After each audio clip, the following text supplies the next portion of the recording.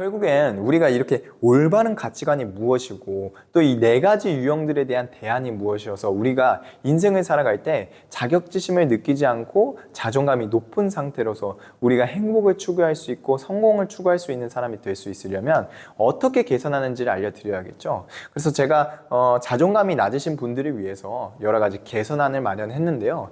이 다음에는 한번 개선안을 알아보시죠.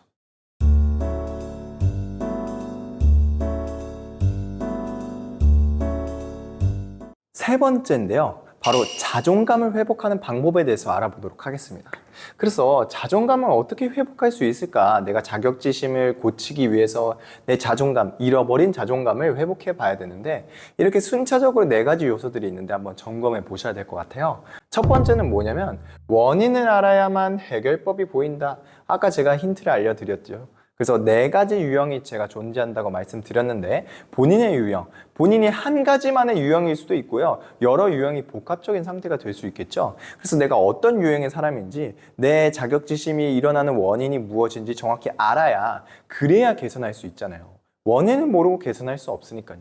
그래서 내 원인이 무엇일까? 내가 그러한 이유 때문에 이런 유형인의 사람이기 때문에 내가 그렇게 자존감이 낮았고 열등감을 느끼면서 살았구나를 알았었다면 그래도 본인 스스로 어느 정도 현실적인 해결 방법이 보이실 거예요. 그래서 그것들을 한번 고민해 보시는 것도 도움이 될 겁니다. 그래서 내가 어떤 유형의 사람인지 꼭 아셔야 되고 이것들은 이미 아까 저희가 말씀했으니까 그래서 두 번째로 넘어가 보면은 뭐냐면 나를 비난하는 요인을 최대한 멀리해야 됩니다. 나를 비난하는 요인을 왜 최대한 멀리 해야 되냐? 내 주변에 어떤 누군가가 혹은 어떤 매체가 나를 비난하는 경우가 있을 수 있겠죠. 예를 들면 제가 말씀드린 것처럼 유튜브에 어떤 악플, 댓글도 있을 수 있고 혹은 SNS에 누군가 날 비난하는 저격글 이런 것도 있을 수 있고 혹은 부모나 친구가 나를 계속 가스라이팅 하면서 너는 좀 별로야 비판하고 비난하는 경우도 있겠죠. 그러면 생각해 보세요. 우리가 그것들을 통해서 내가 부정적인 시각이 습관된다 그랬잖아요. 그런 악순환을 끊어내려면 당연히 그것들을 멀리해야 되는 게 첫 번째입니다. 그래서 나를 비난하는 요인에 대해서 우리가 최대한 멀리한다. 우리가 귀 닫고 살고 그 사람들 만나지 말고 이런 게 아니라 비난을 받을 만한 그런 상황 자체를 최대한 멀리하시라. 그렇게 본인의 현실 속에서 삶에서 대입해 보셔야 돼요. 내가 어떻게 하면은 그런 나를 비판하고 비난하는 요인들에 대해서 최대한 멀리 최대한 그것들 듣지 않고 살아갈 수 있을지 무조건 고민하셔야 되는데 왜 그러냐? 나를 평가하는 것에 대해서 타인에게 절대 양도하면 안 됩니다. 제가 말씀드린 것처럼 기본적으로 내가 어떤 부족함이 있어요. 근데 남들이 나를 그렇게 비판해주고 비난해주는 것도 도움이 될 때가 있겠죠. 왜냐하면 스스로 객관적이지 못할 때도 있으니까. 근데 이것들을 모든 것을 남에 대해서 나를 평가하는 것에 맡겨버리면요. 우리가 어떻게 되냐면 삶이 수동적으로 변한다고 그 전에 다른 강의에서 말씀드렸어요. 그래서 남들이 나를 평가해주는 건 너무나도 고맙지만 긍정이든 부정이든 일단 본인 스스로 내가 어떤 사람이고 어떤 능력이 있는지는 대충 알고 계셔야 될 거 아니에요. 그래서 남들이 나를 비난한다고 해서 대략적으로 저 같은 경우에는 저도 알고 있는 경우가 많아요. 야, 너 못생겼어. 알고 있어요. 야, 너 멸치야. 알고 있다고요. 제가 모르지 않다는 거예요. 그러니까 반대로 이런 1차원적인 비난이나 비판들이 제 삶에 있을 경우에는 그냥 안 좋은 경험만 되풀이될 뿐이지 사실 진짜 저에게 도움되는 거 1도 없잖아요. 그러니까 남들이 나를 그렇게 내가 알고 있는 비난에 대해서 할 경우에는 최대한 멀리 하셔야죠. 그것들을 최대한 안 들으려고 노력하셔야 되고 그러다 보면요 자연스럽게 회복이 어느 정도는 됩니다. 그래서 내가 나를 비판하는 것, 비난하는 것 이런 악순환을 끊어내기 위해서 개선시키기 위해서는 그것들을 최대한 멀리 하시고 배제해야 된다. 그리고 남들이 나를 평가하는 것에 우리가 집중하는 게 아니라 스스로 나를 돌보는 것. 거울 앞에서 내가 어떤 사람인지 스스로 되뇌어보고 고민해보면서 내가 부족한 건 뭘까를 스스로가 평가할 줄 아셔야 돼요. 그러다 보면요. 바로 세 번째로 넘어가요.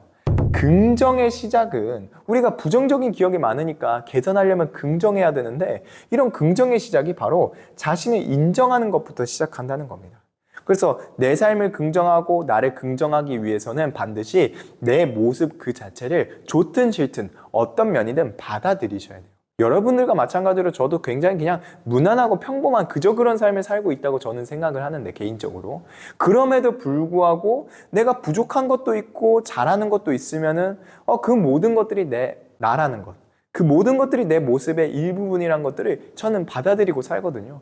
내가 못난 부분도 어떻겠어요, 전데. 그렇다고 제가 이걸 뭐 갑자기 바꿀 수 없잖아요. 물론 제가 몸이 이렇게 뭐 마르고 한 것에 대해서 당연히 운동하고 극복해낼 수는 있겠지만, 그렇다고 우리가 내 자신의 부족함들을 채우기 위해서 인생을 사는 건 아니잖아요. 가끔씩 내가 어쩔 수 없는 필연적인 내 부족함이 있다면 받아들여야죠. 그럼에도 불구하고 내가 이걸 받아들이면서 그냥 나는 이런 사람인가 보구나. 반대로 내가 잘하는 것도 있으면 내가 이런 잘한 부분도 이런 게 나거나 받아들이다 보면요, 그 다음 스텝으로 자동적으로 이어진다는 거예요. 그 맨 마지막이 뭐냐면 바로 가치의 변화입니다. 가치의 변화. 결국엔 제가 2부에서 여러분들께 알려드릴 것은 가치관에 대한 이야기인데요. 가치의 변화가 반드시 있어야 돼요. 우리가 인간으로서 어떻게 완벽하겠습니까? 인간으로서 부족함과 싫은 면이 당연히 있죠. 누군가 나를 비난하는 경우 당연히 있겠죠. 저도 있을 수밖에 없고요. 여러분 모두 다 경험하실 거예요. 내가 인격적으로 성숙하면 능력적으로 부족한 게 있을 수 있겠고, 내가 어떤 분야에서 굉장히 타고남이 있다고 하면은 뭔가 사회성이 부족할 수도 있고, 혹은 어떤 애정에 대한 결핍이 내 삶의 환경 속에서 이미 있을 수도 있고, 그럴 수 있다는 거예요. 누구나 부족함과 실패와 그런 쓰디쓴 고난의 맛을 경험해 본 거는 모두가 같을 겁니다. 그러니까 우리는 이것들을 받아들이셔야 되는데, 이것들이 내 삶에 있다고 해서 내가 무가치한 사람이거나 나의 존귀함이 떨어지거나 그런 것이 아니란 거를 저는 설명드리고 싶었어요. 그래서 제가 특별히 이 마지막 가치의 변화에 대해서 마지막으로 여러분들께 집중적으로 설명드릴 건데요. 사람의 가치란 어디에서 결정되는 것일까요? 여러분 알고 계세요? 사람의 가치가 과연 어디에서 결정되는 걸까? 이것들에 대해서 여러분들이 스스로 질문하고 제가 이것들에 대해서 한번 답을 내려보는 시간을 갖도록 하겠습니다. 이제 마지막 시간인데요. 바로 올바른 가치에 대해서 여러분들께 알려드리도록 할게요. 그래서 많은 분들이 맨날 그 전에 자기 개발 얘기했지만, 우리가 보여지는 어떤 무언가를 결과를 얻기 위해서 자꾸 어떤 방법을 택하잖아요. 뭐 예를 들어서 내가 떨어진 자존감을 회복하기 위해서 뭐 어떤 방법을 추구하거나 어떤 행위를 하거나, 사실은 우리가 자존감이란 거, 내 안에 있는 정서적인 개인적인 감정, 이런 것들, 생각, 이런 것들은요 독과 같아요. 밑 빠진 독처럼 내가 그 구멍을 메꾸지 않으면 아무리 넣어서 어떤 행위로 잠깐 만족시켜서 뭐예요? 충만함을, 충족함을 느낄 수가 없잖아요. 그래서 우리가 붓는 것도 붓는 건데 새는 곳을 많이 막아야지 그 채워짐을 우리가 느끼고 만족할 수 있는 거거든요. 마찬가지로 우리가 정서적으로 내 안에 가치를 느끼고 스스로의 존귀함, 자존감을 느끼려면요, 반드시 밑 빠진 독을 메꿔야 됩니다. 그래서 여러분들이 이 밑 빠진 독을 메꾸기 위해서는 기본적으로 내 안에 있는 이런 가치에 대한 관점이 변화할 필요가 있어요. 제가 여러분들 뭐 인생의 가치관 다 바꾸라는 소리가 아니라요, 내가 스스로를 사람으로서 얼마나 존귀하게 여기는 그 가치 하나만 여러분들이 접근을 달리하시면 그래도 훨씬 더 자존감이 회복되고 그거에 대해서 조금 더 자유로울 수 있을 겁니다. 그래서 제가 한번 말씀드리면, 먼저 첫 번째로 질문을 드릴 텐데요. 물건의 가치는 과연 어떻게 하면 정해지는 걸까요? 여러분들 생각해 보신 적 있으세요? 물건에는 지금 우리 현대인의 사회에는 값을 매길 때 돈을 매기잖아요. 이건 얼마, 저건 얼마, 이건 명품, 막 엄청 비싼 거, 이건 싼 거. 근데 옛날로 좀 돌아가서, 이건 플라톤적인 사고예요. 이데아 이론인데, 과연 물건의 가치는 어떨 때 우리가 정해지는 걸까? 제가 이렇게 두 가지 이야기를 설명드릴게요. 첫 번째는 무엇이냐면, 우리가 의자라는 게 있잖아요. 의자라는 사물. 그래서 의자는 앉는 것에 도움을 주는 역할이 있죠. 그렇죠? 그러면 의자가 가장 가치로울 때는 언제겠어요? 예를 들면 지금 내 다리가 너무 아파서 우리가 앉아야 될 때 의자가 있으면 굉장히 가치롭잖아요. 반대로 의자가 의자로서의 기능을 잃었을 때는 가치가 있을까요? 그 안에? 당연히 없겠죠. 의자가 네 발이 있었을 때 보통 의자인데 한 발이 무너져서 기울어지는 거예요. 그럼 앉는 역할, 앉는 물체로서의 기능이 사라졌을 때, 본인의 역할을 이행하지 못했었을 때 의자로서의 가치가 있냐는 말이죠. 없다는 것입니다. 그래서 마찬가지로 침대로 예를 들어 볼게요. 침대는 우리가 인간의 수면, 편안한 수면에 도움을 주는 역할을 하잖아요. 근데 침대가 되게 불편해요. 아이러니하게. 역설적으로 침대에 누웠는데 너무 불편해서 내가 오히려 잠을 자는데 방해가 돼요. 오히려 땅바닥에 자는 게 낫겠어. 서서 자는 게 낫겠어. 그러한 경우에는 침대로서의 기능을 수행하고 있는 거 맞나요? 아니겠죠? 그래서 침대는 침대로서 편안한 수면을 인간에게 도와주는 그런 물체인데 본인의 그런 편안함에 대한 기능이 사라진다면 침대로서의 가치는 당연히 잃어버리게 된다는 것이죠. 그래서 결과적으로 자신의 기능과 역할을 온전히 수행할 때 우리는 무엇을 느끼냐면요. 가치를 느낄 수 있습니다. 그러면 예를 들어 볼게요. 상대적인 거라고 했었을 때 침대가 조금 더 편안한 게 더 가치롭겠죠. 혹은 불편하면 불편할수록 좀 별로면 별로일수록 어때요? 가치는 줄어들게 되겠죠. 그게 바로 시장 경제에서 돈에 대한 가치일 거예요. 근데 여기서 잘못된 접근을 하는 게 돈에 대한 가치가 먼저일 때입니다.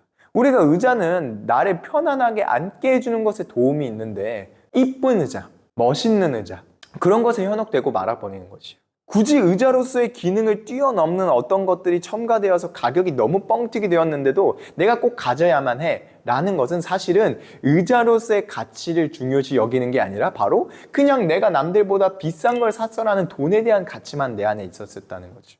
그래서 우리가 올바른 가치에 대한 생각과 접근 방식은 무엇이냐? 어떠한 우리가 물건을 구매하고 물건을 소비하고 어떤 것을 할 때 마찬가지죠. 그 안에 가치가 있다는 건 그 어떤 매개체의 역할과 기능이 얼마만큼 잘 수행되느냐.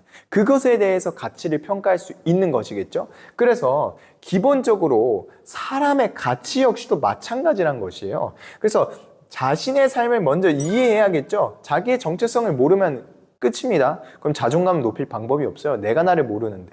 그래서 내 삶을 먼저 이해되는데 내 역할에 대해서 수긍하는 게 그래서 되게 중요합니다.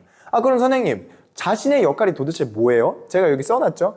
나의 장점을 활용하는 것이 바로 자신의 역할, 기능이에요. 그러면은 예를 들어서 진쌤이 저니까 진쌤의 역할을 수행한다는 건 제가 이렇게 유튜브 하는 것과 비슷하지 않겠어요? 제가 제일 잘하는 거, 누군가를 가르치거나 내가 어떤 삶을 살았었을 때 이런 철학적인 고민을 물음을 통해서 남들보다 이런 분야에 내가 재능이 있다 여겼기 때문에 이런 것들에 대해서 내가 활용하고 이런 것들을 많은 사람들한테 보여주고 했으니까 저는 저에 맡겨진 기능과 역할을 수행한다는 것이죠. 그렇기 때문에 우리가 내 안에 있는 이런 장점들을 활용을 해야 자신에게 온전히 부여된 기능과 역할을 수행하는 것이고 이런 것들이 나로서의 가치를 입증하게 된다는 거지. 그래서 예를 든다면 제가 이 사람의 가치를 여기다가 이렇게 정리해 놨어요.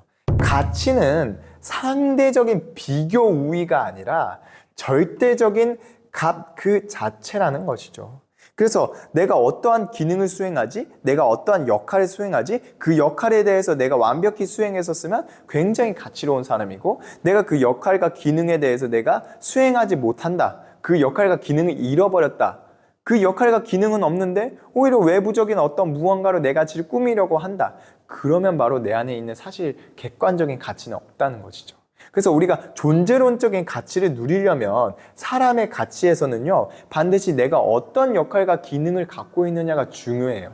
의자로서의 기능, 침대로서의 기능, 각자만의 개성과 삶의 환경에 따라서 우리는 재능이 다르다는 것을 알고 있습니다. 그래서 내 강점과 장점이 무엇인지, 내 안에 있는 내가 최대한 잘 활용할 수 있는 강점이 무엇인지를 고민해 보시고 이것들을 활용해 나가다 보면요. 여러분들은 내가 어떤 가치 있는 사람인지 자연스럽게 접근할 수 있을 거예요. 그래서 바로 예로 든 게 제가 분야별 권위자예요.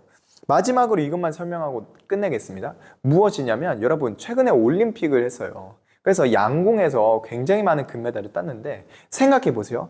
양궁에서 그 금메달 따신 그분들이 어떤 것에 대해서 가치가 있나요? 그 사람들이 가치롭다 생각했었을 때, 야, 저 사람 대단하다, 굉장히 권위 있다, 멋있다 생각이 들 거 아니에요. 금메달리스트로서의 그 멋있는 장면들, 그 사람들이 그 장면이 왜 나왔어요? 바로 본인의 전공, 본인이 잘하는 것에 대해서 열심히 노력했고, 열심히 자기의 재능을 개화시켰고, 그걸 통해서 자신의 성과를 증명해냈고, 그렇기 때문에 그 사람의 극대화된 장점의 결과물을 보고 나서 우리는 굉장히 가치롭다라고 평가하게 된다는 것이죠. 반대로 생각해 보세요. 그 금메달 따셨던 그분들이 외적으로 뛰어났나요? 혹은 뭐 노래를 잘 부르나요? 인성이 좋았나요? 혹은 인격적으로 훌륭했나요? 그런 것들은 보지 않고 일단 그분들이 최대한 본인의 장점을 살려서 자기가 전공으로 하는 분야에 있어서 얼마나 큰 업적을 만들어냈느냐가 그 사람의 가치를 평가하는 기준이었잖아요. 마찬가지입니다. 우리가 사람을 봤었을 때 그 사람의 장점과 단점이 있으면 우리가 내 안에 있는 부족한 단점은 전혀 고려할 필요가 없어요. 내 안의 가치는 언제나 장점에게 중점이 되어 있습니다. 내가 어떠한 선한 영향력을 끼칠 수 있지? 어떠한 업적을 이끌어낼 수 있지는 내 강점이자 장점을 활용하는 게 목적이 되는 것이지, 내가 부족한 점을 아무리 메꿔보세요. 아무도 나를 신경 쓰지 않고 관심을 주지 않습니다. 반대로 우리가 가치란 걸, 내 안에 가치란 걸 입증해 보이려면요, 내 안에 있는 강점과 장점을 활용하고 성과를 냈었을 때 남들이 나를 인정한다는 것이에요. 반대로 내 스스로도 역시 마찬가지겠죠. 그래서 자격지심이란 건 사실은 허상입니다. 허상. 내가 진짜 가치롭냐 가치롭지 않냐는 사실 온데간데도 없이 그냥 내 부족함을 내 스스로가 너무 싫어서 그냥 회피하는 거예요. 회피하는 거. 열등감. 마찬가지로 여러분들이 우리가 인생을 살아갔었을 때 내 안에 가치를 정하는 것은 본디 장점을 활용하고 장점에 대한 결과물에 있다. 그것이 바로 나란 존재의 역할과 기능이란 것이죠. 나에게 부여된, 내 삶에 부여된 나의 역할. 누군가는 올림픽에 나와서 금메달리스트, 누군가는 말 맞다나 연구원이 될 수도 있고요, 누군가는 군인이 될 수도 있고 경찰이 될 수도 있고, 저처럼 유튜브 속에서 강의를 가르치는 사람들, 누군가를 웃기는 개그맨이 될 수 있고요. 각자만의 장점을 활용하고 그것들을 보여주고 그것들에 충실했었을 때 사람의 가치가 그 속에서 피어나는 것입니다. 그래서 여러분들이 사람에 대한 가치, 내 안에 있는 존귀함을 일깨우기 위한 가치관은요, 반드시 내가 얼마나 내 삶에 충실히 내 장점을 찾고 활용하려고 하고 그것들에 대해서 성과를 내려고 하고 내가 그런 삶을 살고 있는지 한번 확인해 보셔야 돼요. 그래서 내가 자존감을 채우는 건 뭐 누구의 단편적인 칭찬, 어떤 동기부여가 되는 글 읽기, 감성적인 공감이 되는 위로 내가 받기, 절대 아닙니다. 그것은 단편적인 물 부으는 거라고 했어요. 내 안에 있는 그릇을 온전히 충족시키기 위해서는 반드시 내 사고가 변해야 되는데, 내가 가치를 어떻게 생각하는지, 사람에게 있어서의 가치는 어떻게 생각하는지를 꼭 바꾸셔야 할 겁니다. 그래서 오늘 제가 자격지심이라는 주제로 자존감에 대해서 한번 다뤄봤습니다. 여러분들도 본인 삶에 대해서 조금 불행하다, 내가 자존감이 낮은 게 좀 고민이다 하시면 제가 말씀드린 이 강의들을 한번 쭉 되돌아보신 다음에요, 본인이 깊게 고민하시고 적용해 보시면 좋겠습니다. 절대 어떤 쉬운 방도나 길은 절대 없다는 점, 다른 뭐 자기개발 서적이나 뭐 어디 한 말에 현혹돼가지고 혹은 뭐 심리상담이나 정신과 약 먹는다고 해서 내 자존감, 우울증이 낫는 것이 아니에요.